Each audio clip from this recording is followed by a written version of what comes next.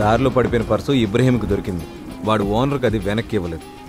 తాళం పోయిన విషయం వేరే ఎవ్వరికీ తెలిసే అవకాశం లేదు. పోలీసులు ఎంక్వైరీ చేసేటప్పుడు ఇబ్రహీం మీద డౌట్ వచ్చేలాగా చేసి మనం తప్పించుకుంటాం. దానికోసం మనం పోలీసుల్లాగా తెలివిగా ఆలోచించి వాళ్ళని ఫూల్స్ చేద్దాం. ఆ ఇబ్రహీం గారి షర్ట్ తీసుకునిరా.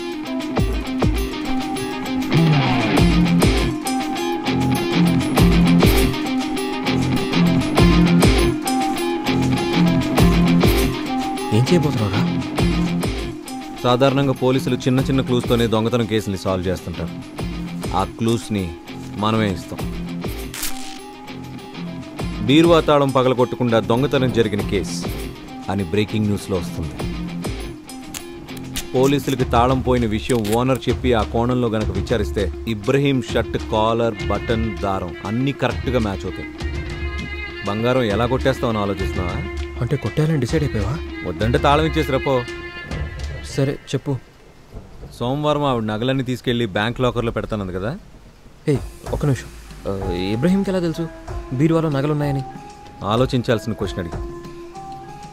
పోయిన తాళం ఎంత ముఖ్యమో చెప్పడం కోసం ఓనర్ ఇబ్రహీంకి బీరువాలో నగలున్నాయని చెప్పుండొచ్చుగా.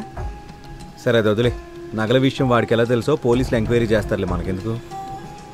ఒకవేళ మనం ఆ రోజు కొత్త బీరువా తీసుకెళ్ళాం కదా, వాళ్ళు బంగారం అందులోకి మార్చేస్తే? అవకాశమే లేదు. మరి బీరువా హ్యాండిల్ గోడ వైపు ఉండేలాగా పెట్టాం, గుర్తుందా?